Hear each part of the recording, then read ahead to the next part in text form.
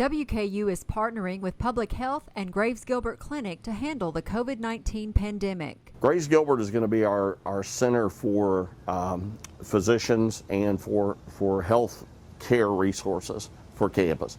If they are symptomatic, there's an entrance and we will bring them in that keeps them separate from people that are coming in for other medical purposes, similar to how the hospitals are set up now. Emergency Manager David Oliver says once a case is suspected, contact tracing will begin almost immediately. We are going to be very rapidly bringing public health in on any of these potential cases.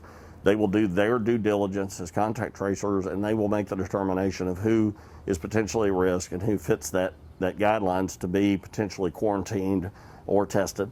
With mask and social distance required on campus, Oliver says a positive case won't necessarily mean a whole classroom has been exposed. In most cases, if a professor tests positive or if a student in a class tests positive, there should not be a contact if those rules are followed. Housing and Residence Life has a plan to relocate students who have either been exposed or tested positive.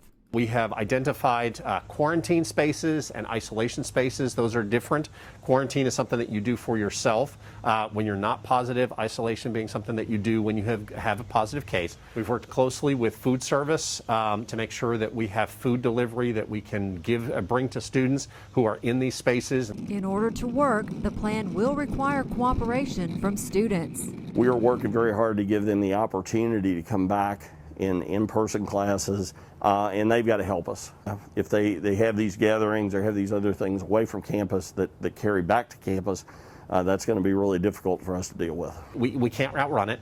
The vaccine is not, right around the corner kind of thing, so we've got to figure out what do we do to continue living life kind of thing alongside of this. With this week's View from the Hill, I'm Amy Bingham.